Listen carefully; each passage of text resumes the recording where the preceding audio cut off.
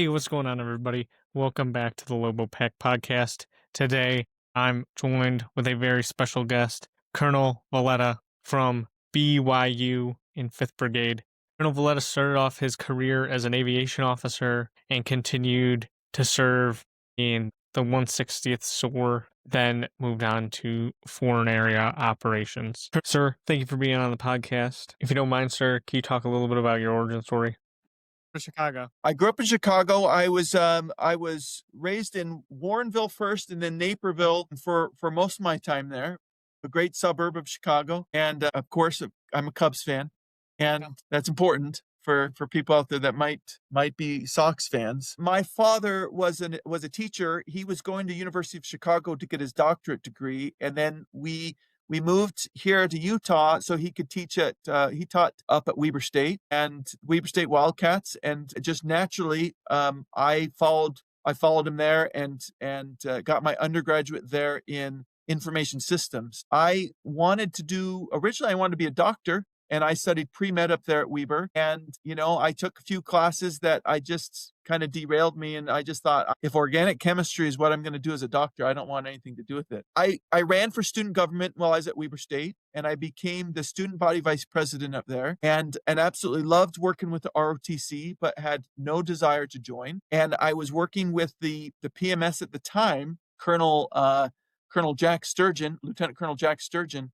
who convinced me that I should be part of the Ranger Challenge team. And I loved competing. And so I took him up on that. And just through that relationship that developed, decided that I would give the Army a shot. Huh. Okay. And then was aviation pretty much your first choice? Here's the thing. When I was young, I always watched those Vietnam movies and swore I'd never be a helicopter pilot because they're the ones that always shot down first, right? They're always flying and get killed, and then they crash, and then their story continues. But when I talked with Jack a little bit about what to do in the military, I always wanted a challenge. And I asked him, well, what's the most difficult thing to do in the military? What's the hardest thing hardest branch to get into? And he said aviation. And so naturally I wanted to be an aviator. And I wasn't one of those guys that kind of lived and breathed for flying. I just thought this will be a challenge. And as a result, I put aviation as my number one. And I got it. I was a good student and had good grades and did okay at camp. Back in the day, we put a lot of emphasis on recondo. And so I enjoyed those type of challenges, and I became an aviator and went to flight school. And my first assignment at a flight school was Germany. Ansbach, Germany. Or was there sort of an OML while you were in flight school for that? The OML for flight school was based on, how well you did throughout those 18 to 24 months. And I did okay on the OML. I chose Blackhawks because the thing that the OML did was it allowed you to choose your aircraft. And for me, the most important thing wasn't the aircraft I flew. It was the locations that I could visit, I could be stationed in. And I love the idea of the Apache. They're beautiful aircraft, lots of guns, right? A lot of that, the infantry A-type personality goes towards the Apaches. But there were very few places that you could go with Apaches. And I wanted more flexibility. I wanted the ability to go anywhere with the Army. And at the time, we had Kiowa Warriors and Chinooks and Apaches and Blackhawks, and the Blackhawk was the most flexible, so that's why I chose that. As far as the Kiowa, what do you remember about those aircraft? Because when you were going through flight school, was it the Hueys basically? Nope. I mean, I wasn't that old. Those were more Vietnam era, but we phased those out. When I went through school, we trained on the Kiowa. We trained on the civilian version of the Kiowa, which was like a Bell aircraft. And it's a good aircraft. I enjoyed flying it, but it was a single engine. And I like the idea of having two engines just in case something happened to one. The people who fly Kiowas are known. One of my good friends, Jeff Timmons, was a Kiowa pilot. And, you're known to be, pretty risky guy, right? You're flying very low and you are in the fight and you are popping up when you need to. And it's a fun aircraft for sure, but I like the versatility of both the locations I could be stationed at, but also the versatility of the missions of the Black Hawk, both air assault missions, medevac missions. The Black Hawk kind of do it all. When you get into special operations, we arm the heck out of it, and it becomes the attack helicopter as well. So I love the Black Hawk. Can you tell me a little bit about your time as a lieutenant? Because from what I understand, aren't there different positions a lieutenant who flies Black Hawks holds Yeah. while they're in a company? They've changed a lot of that now, but back in the day, out of flight school, it's obviously preferred that you get right into a line platoon and you get flying and you get current and you become an instructor pilot. Back then, there weren't those same restrictions, so I got put in a support battalion to begin with, and that was difficult because I was displaced a little bit from my aircraft. We would do a lot of the maintenance on the aircraft, and I would be responsible for helping out with some of those different missions. But it took me a while to get back in the aircraft. I had to deploy before I got back on a line platoon and start flying again. So as a pilot, you really have to be that squeaky wheel. And if they try to do that in today's environment, you just have to refuse and say, absolutely not. I'm a pilot. I need to get to a line platoon. You can't allow the Army to put you where they need you. We all know that the Army sometimes should be putting you in certain positions based on your training and background and expertise, but that sometimes they put you where you're needed most. And so while I think it's good to be a flexible officer and to be willing to do whatever the Army needs you to do, sometimes the best thing for your career is being that squeaky wheel and talking to your chain of command and saying, listen, I'm willing to do this job for you, but I need flight time. I need flight time in order to become a better pilot. Yeah, that totally makes sense. Out of flight school, what sort of ratings did you get? Did pretty much everything under the sun? You need to stay qualified. I mean, you have Okay. minimums, but a new pilot coming out of flight school is not ready to join a unit and be a full-fledged pilot yet. And so there's just a ton of training that needs to happen. And if you're not in a line platoon, that becomes more difficult to get on that flight schedule. And so you need to be partnered up. You need to ensure that you have a battalion and brigade commander that support you in doing that. And a lot of times, what it takes is just being the best officer you can be, being that great lieutenant that they can put you anywhere they need you, and that you're going to work hard and actually be value added. And so that you have that relationship to say, sir, I really need your help. I'm happy to do this in my off time. I'm happy to do this, just on Fridays or however we set this up, but I need to get over to a flight unit. At what time did you get hands hands on the MQ-1C Okay. Reaper Yeah, not a Reaper. It's a Predator variant that we call them. Predator? We call them Gray Eagles now in the Army, right?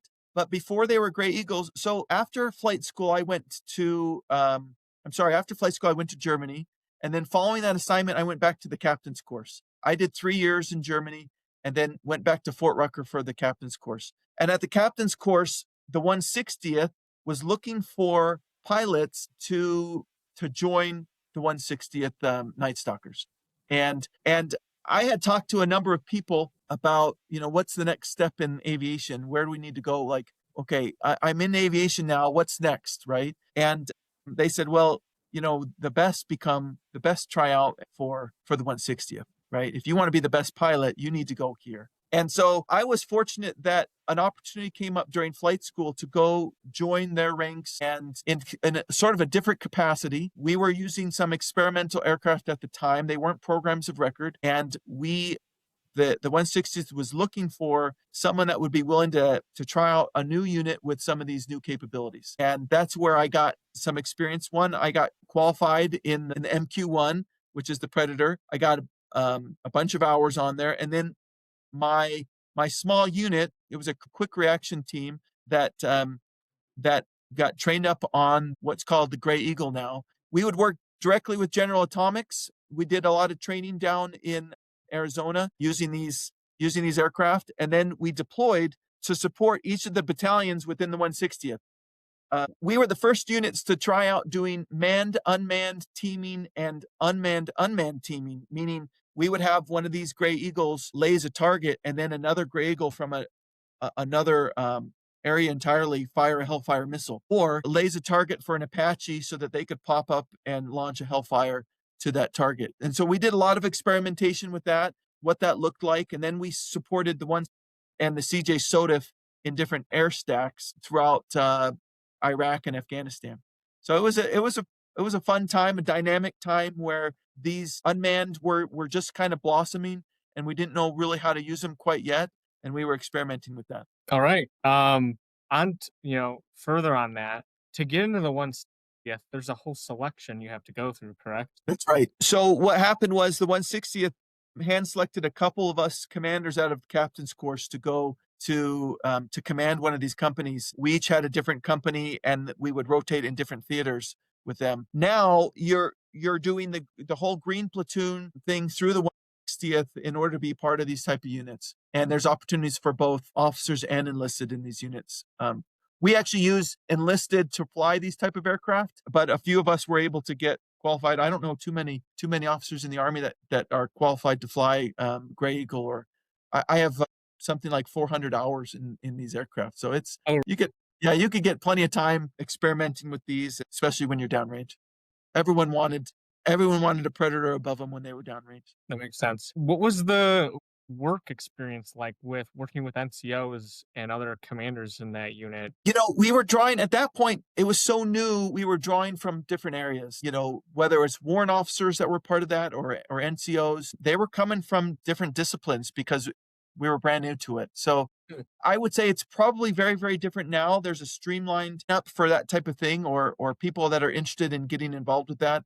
There are different MOSs specifically for that. But back then it wasn't like that. We were taking aviation officers, we were taking aviation maintenance NCOs, and we were giving them additional training directly from the manufacturer at the time. So I would say that now it's going to be very different than it was back then. And I think that they probably still have the same challenges in retaining. What is it like to retain those NCOs and enlisted? Because they were worth, you'd have an enlisted E4 or E5 come in. We would train them up on how to fly Gray Eagle, and they were worth six figures if they were to get out.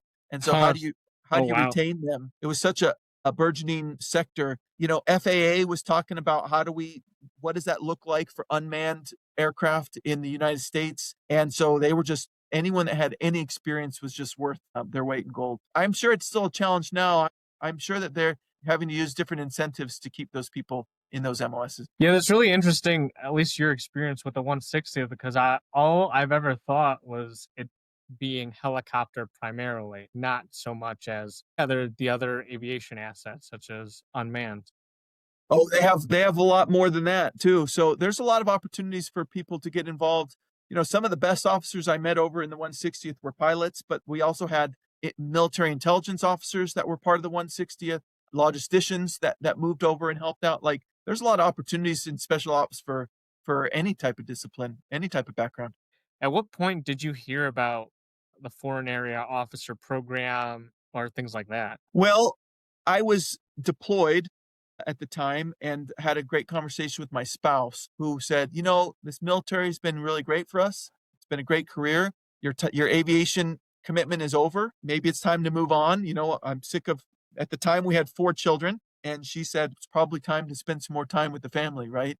And we had, especially aviation from mid 2000s to 2015, it just seemed that we were always being deployed. Everyone seemed to get 12 months of rest coming back, but they'd even do exceptions to policy just so that we could redeploy because they needed aviation assets so much. And so it was about 2011, 2012 where my wife just said, it's probably time to move on. And my PMS, Lieutenant Colonel Jack Sturgeon, who I mentioned before, he had been a pilot and then had switched to FAO. And so he had told me a little bit about what a foreign area officer does and what those opportunities look like. And so I looked a little bit at the time. VTIP was a new process. The Voluntary Transfer Incentive Board or program was a new thing. And I was eligible because my commitment to aviation was done. So I put in a VTIP. I talked to her a little bit about what that would look like and promised her that the deployments would be less. And she said, okay, well, let's give it a try. So I did a VTIP like officers can do now today. During that VTIP process, you got a chance to put your region of the world that you wanted. You had to go take the DLAB, the Defense Language Aptitude Battery, and based on your score and what languages you qualified for, you really put, here's my number 1 region that I'd want to go to, and my number 2 region and number 3 region. And so I really wanted to go to China. That was my dream, was learn Chinese and go work in China, because I had already gotten an MBA with the military, paid for my MBA, and I wanted to use it. I wanted to learn Chinese Hmm. and use my MBA, and I thought that FAO would be the best way to get that type of experience. Okay, so when you got your master's, was that an online program or like how did that work out, sir? So I got my first master's degree. My MBA was the Army paid for that. I used the Montgomery GI Bill, the early Montgomery GI Bill, and I would take classes at night. Some of them were online and some of them were in person. And there's a lot of great programs out there for, man, especially with the tuition assistance that we get. Everyone should be maximizing that each year. Each year an active duty soldier gets something like $4,500 in federal tuition assistance. And there's no reason why you shouldn't be using that at the university of your choice. It could be, a top tier school. It could be a local university or community college. You should always be utilizing that money and bettering yourself. And I used that through the University of Maryland. I had been stationed there in DC for a little bit, and I used some of that GI Bill and some of that tuition assistance in order to get my MBA, with the intent of, if I ever have the opportunity to learn Chinese and I have an MBA, I thought that was a good combination that I wanted to use sometime when I got out of the military. After the D lab, is that basically when they decide where you're gonna go? So you put in your packet for Your VTIP. packet? Mhm. In your packet includes, here's the places I've lived, here's the languages I speak. I had learned some German throughout school, and with my I did very well on that D lab, and I thought for sure that I would be selected for Chinese, because the D lab really kind of dictates what languages. I don't put a lot of stock in the D lab personally, but it's supposed to measure your aptitude. And I got accepted. I got a letter saying I was accepted to be a FAO, but it didn't tell me my region. And so when I called and I spoke to someone, they told me I was going to be a European FAO, and I was really let down. And I said, "Well, why Europe of all places?" And they said, "Well, we have a need for someone to learn Hungarian, which is a very challenging language, and we also have some aviation assets for FAOs to fly. And we thought that you, being an aviator, having done well in the D lab, could learn Hungarian and then possibly go learn to fly our C-12s fixed wing aircraft, which is a diplomatic plane there in Budapest." And so it was just this interesting avenue for aviators where you not only can get a fixed wing transition, but you can learn a language and become a FAO and go and practice this. And while I was a little bit let down because I did want to be a China FAO, I will tell you my wife was much happier to get Europe, which is now there were some other things that played into that. I had served a mission for my church and had lived independently for a couple years. I had also PCS and lived in Germany. And so the idea that my family and I could live in remote places was a pretty known quantity for FAO. And I think that they put a lot of stock into, hey, what's your education level look like? What's your experience with living overseas and speaking foreign languages? And this is something that you can do. And so I was able to, through that experience, I was able to convince them that I was a good choice, and they selected me. So I was pretty happy about that. What was it like to fly the C-12? Because going from rotary wing to fixed wing I imagine it's a big jump. It's a big jump. It's a 3-month transition to learn to fly C-12s, and I never did it. Oh, really? Yeah, Oh, no, okay. I was selected to do it, and that was on the agenda for me. But they had some other ideas in mind, so I went and did some other training in lieu of that to prepare me for going out to work at an embassy and to be an attaché and to be part of the defense attaché office or the security cooperation office there. So I really enjoyed the path that I took, and it opened up a lot of really great opportunities for the future for me. All right. And what was it like living in, I guess, Budapest in Hungary for your first sort of term? Oh man, I am. I remember when you become a FAO, it comes with typically 3 things. It comes with a language. It comes with an additional master's degree. You get a master's of international affairs, and it comes with what we call in-region training. And although that shifts a little bit on what that means, For me, back in the day, it meant that I lived in Budapest for a year with my family. My kids got to go to the international school there, which was great. And then I got a chance to travel with other FAOs around my region to really understand the dynamics between different countries, the bilateral and multilateral relationships between the United States and those countries. And then also, obviously, the dynamics of NATO and how we interact with Russia and some of those other entities. But it was really a great education on working with the interagency folks, the State Department, and some of the other agencies that work and operate out of the embassy. Department of the Treasury's there, Secret Service is there.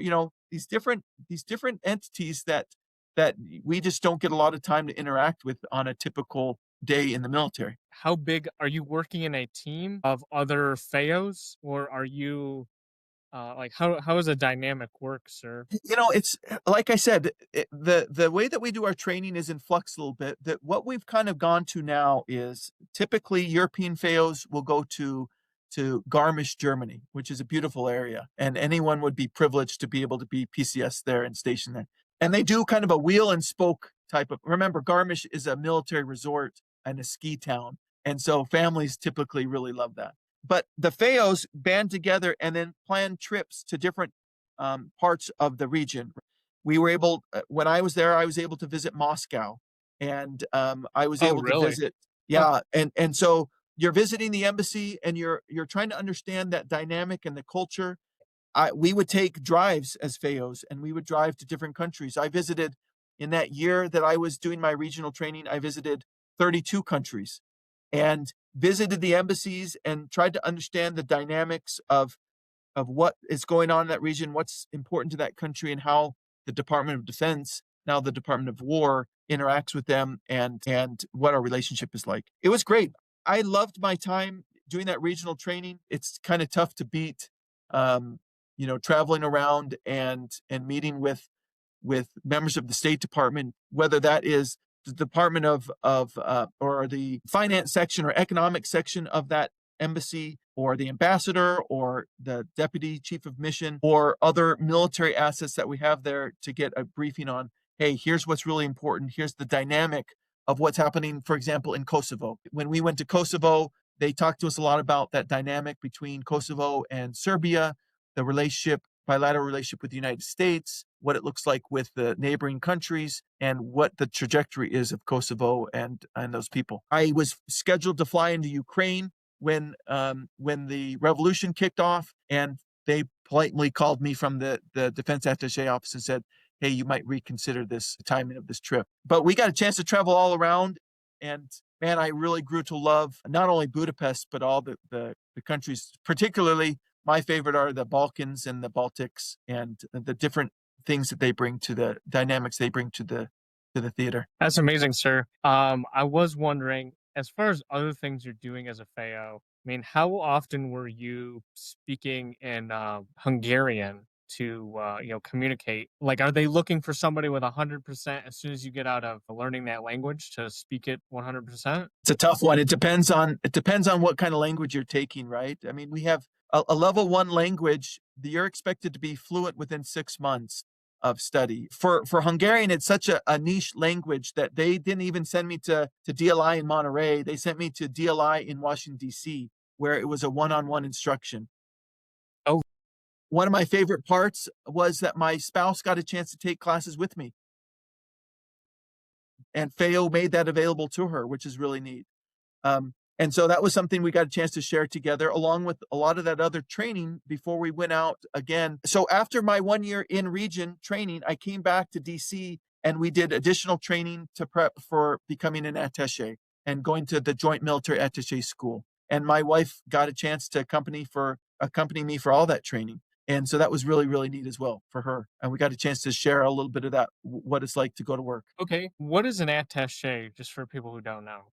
An attaché is a representative of the Department of Defense that works in an embassy. And so we are the go-between between that host country and the United States. And so we're interfacing with the military there. We're helping them with training and with equipping and with strategy and those type of things. We're visiting the different units, and offering guidance. We're helping with military exercises in the region. We're also the primary representatives at that embassy to advise the State Department, the ambassador, the deputy chief of mission, and the staff on all things military. And so you'll see that, for example, I recently was in Romania, and we were an essential part of that country team to discuss the different acquisitions that Romania wanted to participate in. And it was a very, very big deal. And the ambassador announced it as a big deal when Romania purchased 35 aircraft. The purchase of those aircraft changed the balance of power in that region because of the importance of stealth aircraft and what that means to a military, right? And so that doesn't happen overnight. It happens over many, many years of qualifying that country and them showing that they're ready for a commitment like that. And so we're constantly interfacing. Our ambassador at the time was interfacing with the Romanian government at the highest levels about these type of military acquisitions. And so naturally, the military and the attaches and the Security Cooperation Office are constantly in communication with both the military and both our military and the foreign militaries, and then the State Department and other agencies to make sure that everyone's on that same page. Really awesome. Other than, did you serve at all in Romania? I did. So after my regional training in Budapest, I came back to DC and trained up, and then went back to Budapest as an attaché and served for 3 years there. Following that tour, FAOs don't just go out to embassies. We also work at the Pentagon. We advise commanders from different COCOMs, and part of being a well-rounded FAO is getting all sorts, the different types of training in. And so speaking with my branch manager and with FAO proponent, I decided to go do a broadening tour out in Indo-PACOM. And so I went from Budapest as an attaché. I went and did a Master's of International Affairs at the University of Utah. And then I went on to Indo-PACOM to serve on the staff there in Hawaii. And that was a great opportunity. Especially, I was very familiar as a European FAO. Of course, we're very familiar with Russia and that relationship between NATO and Russia. But one of the big competitors that we see on the horizon, of course, is China. And so it was great to be part of Indo-PACOM and really understand what that relationship looks like between the United States and China and work on that. That's really interesting you got that opportunity because, as an aviator, you think that you're just tied completely into aviation. Can you tell us a little bit about what you guess, how the experience was working in intelligence? Moving from aviation at the tactical level to being a FAO, which is more of the operational and strategic levels, helps you change your focus a little bit and kind of zoom out and get a bigger picture of the military as a whole. And so working at a major command can be a very, very positive thing for understanding that bigger picture. Very, very, very strategic and kind of out of the weeds a little bit from being even a country team is myopically focused on that country and the region. And so being at a COCOM where you're in high level meetings with and advising people like flag officers on, for example, me coming from Europe over to the Indo-PACOM was a very positive thing for me, and I felt like I could contribute because you had a lot of China experts, right?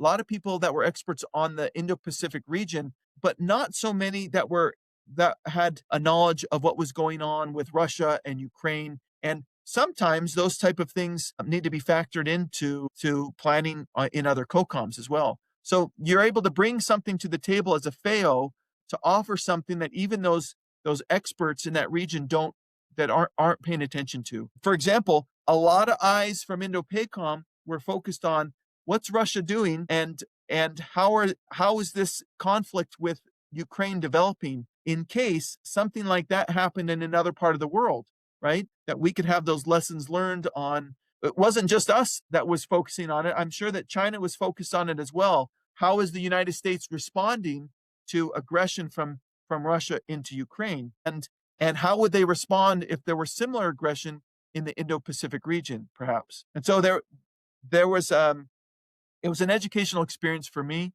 And I still felt like I brought something to the table, even though I was a little bit out of my element. Yeah, no, definitely. Honestly, the way you brought that up totally makes sense. I was listening to somebody from what the Naval Academy talking about the differences between those two countries. Just because they were communists before, it doesn't mean that they were always seeing eye to eye. So there's more than a certain region or factor that goes into why things happen, why aggression starts. That's super cool. You got that opportunity, sir. But after working in Hawaii, did is that the time you got to come to ROTC then? In Hawaii, I was approaching my 20 years, and there was a little bit of a temptation to extend there and retire there because Hawaii is a beautiful place, Oh, and anyone who's stationed there is fortunate to be there. Um, I had I looked at the different jobs that came on the market when we were leaving Hawaii, and I was particularly interested in going to teach at CGSC. There was an opportunity to go to Leavenworth, and I was really excited about it. I interviewed for the job, and I had a match with them, and I was pretty set that we were going to go teach at CGSC there in Leavenworth. Well, I had a family council with my kids. My kids were a little bit older now, and we talked about what that's going to look like. And we were pretty excited about the idea of buying a home and laying down some roots and spending a few years in good old America. And a couple of my kids were kind of getting a little restless with the idea because they loved living abroad and traveling and doing these things. And they just thought Kansas might be a little bit boring. And so we looked at the job market again, and there was a security cooperation job available out in Romania, in Bucharest, there at the embassy. And I had visited Romania before, and to be honest, I wasn't the biggest fan. It was a little bit cold and a little bit, you know, the old communist bloc countries were kind of have a kind of a cold and cement, very, very busy cities. And I wasn't too excited about it. But as we talked about it as a family, my kids got more and more excited about the idea of going back overseas. And as we started weighing the idea of going to Romania or going to Kansas, the family voted and decided that we should do another adventure. So I went out to Romania, um, and we were excited to be part of that team and worked there on the country team for a little over a year before before my wife got pregnant again. And we decided to have more kids. We had taken a long break and decided that we liked kids and decided to have a couple more. And this one had a little bit more complications. And so we had been in Romania for just over a year when we went in for our 20-week appointment and found that our baby had some heart problems. Those heart problems is what prompted us I reached out to the command there at UCOM, and very quickly they said, well, you can't get the care that you need here in Romania for your child. We're going to need to send you back to the US. And they were really great. The Army was fantastic. They just said, where do you want to go? Where can you get the most help for you and your medical situation? And so my wife and I talked about it. And although there were great hospitals everywhere, she really thought that at this time she really wanted to be closer to family so that she'd get some family support to go through what was going to turn out to be a very challenging medical situation with our child. And so we asked the Army, how close can you get us to Salt Lake City? And they said, well, we don't have any Army in Utah, obviously, but if you'd be willing to teach, there may be an opportunity to fit you into one of these schools. And so I had already gotten my undergraduate from Weber State, and I had already gotten a master's from University of Utah. And so BYU was the last one to fill that circuit of the major schools here in Utah. And so I selected BYU, and they made it happen. And I will tell you, just for your cadets' awareness, the Army can be really fantastic for families. And I felt very, very appreciative to the Army for what they did during this time where they worked for us and ensured that we had everything that we needed for the care of our child. Of course, TRICARE is unbelievable. And what would have cost well over $1 million was taken care of by TRICARE, where our daughter was born and had to do immediate heart surgeries and multiple surgeries after that. And she's recovering now, and we'll still have some challenges ahead of us, but I've been grateful for the opportunity to come to BYU and be part of the staff here. It's not typical for FAO to come do ROTC. Actually, I always thought it was impossible. In very rare cases like this, where you have what's called a compassionate reassignment, you're able to take a break and get the care that you need for your family so that you can get your family in a position where you can join the fight again. And so we will be PCSing. The current plan is to PCS back to DC this next summer and continue on with our FAO careers. All right. Do you know where would you go back to Romania? No. So the medical condition for my daughter prevents us from doing a lot away from good medical care. And so that's probably not in the cards. I could definitely see myself going on an unaccompanied tour if we decide to do that, and working at an embassy and trying to get into a position as a senior defense official, defense attache, or what they call SDO DATS. That's in the cards. That may be in my future, but right now I'm going to go back and I've been assigned to the what they call it, the Military Intelligence Strategic Brigade or something like that at the Defense Intelligence Agency there in DC, in Bolling Air Force Base. All right. Well, that's awesome to hear that you have that opportunity. Excited to see what happens with it. But yeah, for sure. Yeah, I'm glad the Army was able to take care of that situation for you, and I'm sorry that it happened. But of the Army, in that the Army provides us with a lot of care for our families that would be very, very difficult to match outside the Army. And so I'm grateful for that and for their flexibility. And when, I wasn't just a throwaway. I wasn't just like, okay, you're done. We don't need you anymore. But it was quite the opposite. My chain of command at UCOM was so good. General Lasica was a 2-star at the time, and they made me feel like we certainly appreciate all the years you put into the military, and let us ensure that we take care of you. And so I very much felt taken care of.